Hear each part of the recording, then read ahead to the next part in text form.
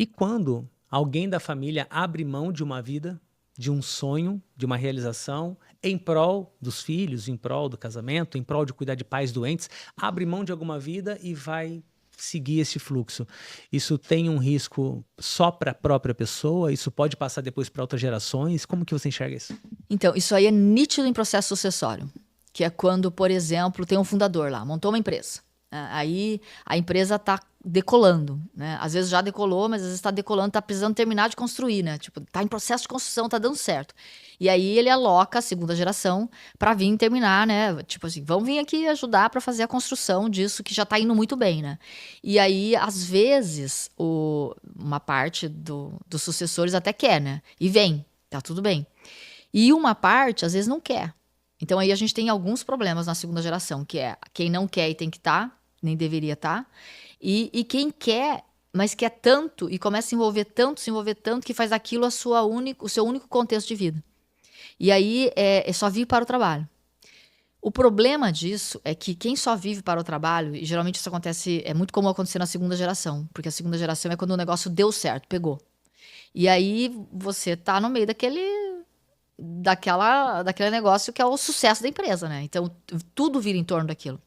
Aí, o que acontece? O problema disso é que a segunda geração abre, uma parte da segunda geração, por exemplo, alguém abriu mão da sua vida particular, da sua vida pessoal, melhor do que particular, da sua vida pessoal.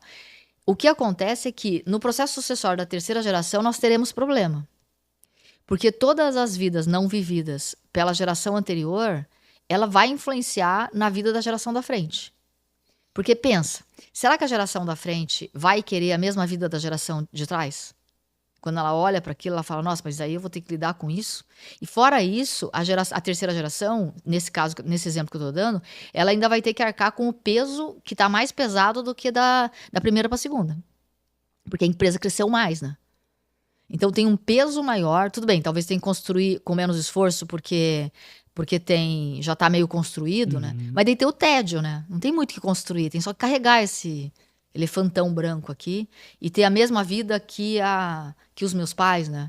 E ainda tem que honrar, e ainda não sei o quê. E tem um risco aí, Miriam, porque eu entendo assim, na primeira geração está construindo e está passando para a segunda, nesse projeto ainda de acontecendo, é entendível se desabale. Você fala, cara, tá indo. Agora, da segunda para a terceira, ó, te entreguei pronto. Hein? Não vai afundar o negócio, não vai destruir tudo que 2 gerações levaram esse tempo todo para construir. Então, acho que, por mais que tenha essa questão de estar pronto, não tem essa responsabilidade do tipo, não pode afundar na minha mão? Tem, e aí tem um outro lugar que é muito legal, eu acho o processo sucessório um encantamento, assim.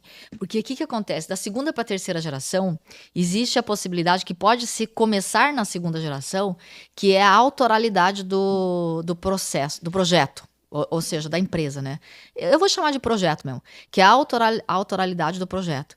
Então, se a segunda geração já começar a conseguir dar uma cara diferente, que a cara é a cara da segunda geração, sabe assim, abrir uma área de inovação que já tem a cara da pessoa da segunda geração, que não é só a continuidade da primeira, igualzinho como estava, só deixar grande, entendeu? Tá. Porque é isso, já está aqui, a gente só tem que deixar grande. Mas é tudo igual, com a mesma cara, né? Se a segunda geração consegue fazer esse movimento de dar uma autoralidade, colocar a cara dele no negócio, que é a autoralidade mesmo, o que acontece? A terceira geração, ela vai ter a oportunidade de estudar para fazer o movimento de também dar autoralidade dessa. Aí o jogo começa a ficar legal.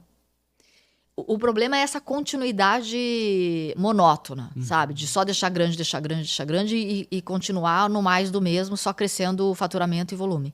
Porque aí é quase como se ficasse uma coisa meio pasteurizadona, assim, monótona. E daí não tem a identidade das gerações. Da segunda, não tem a identidade da primeira ainda.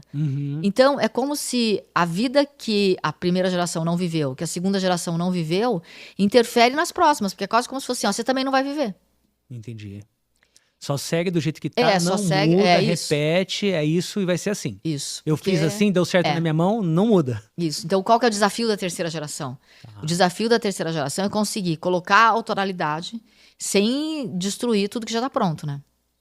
É subir desafio, no degrau que já está pronto e fazer a autoralidade. Então, se a segunda geração já começar a fazer isso, ela ajuda, porque daí é uma vida mais vivida, né? Tá? E a segunda geração, se ela consegue integrar outras vidas nessa mesma vida, Quanto mais vida a segunda geração conseguir integrar nessa vida, mais jogo ela libera para a terceira geração. Perfeito. Porque daí é só continuar, tá vendo o que tem que fazer? Não é sobre crescer a empresa, é sobre viver mais vida através de crescer a empresa. Perfeito. O crescer a empresa é o contexto para viver mais vidas. Não é a vida.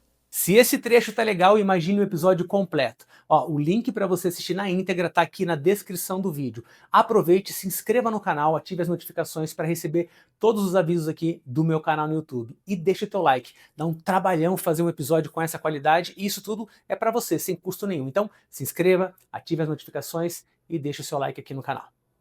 Excelente. E Então, essa é a diferença. você auxilia em pessoas que estão passando por essa dificuldade ou estão visualizando que vão passar em algum momento. Esse é o meu principal cliente. É a pessoa que eu mais aconselho. Porque justamente é o que eu mais amo. Porque justamente se a segunda geração não der, vamos dizer, start nisso, a terceira geração vai sofrer muito, né? E aí a quarta vai sofrer mais ainda. Vai tipo assim, cara, é quase como se aquela herança, que é o construído material, ele vira uma sentença de vida. Tipo assim, ó, aqui tá, então estamos entregando a sua sentença. É isso aqui que você tem para hoje. Né? Uau. E a ideia é que seja que a segunda geração, porque a primeira fez o que deu, que estava começando a empresa, né? A segunda construiu. A segunda geração precisa entregar mais do que só a herança. Precisa entregar herança e legado. E o legado é a vida vivida. É o exemplo da vida vivida. Não é só o patrimônio.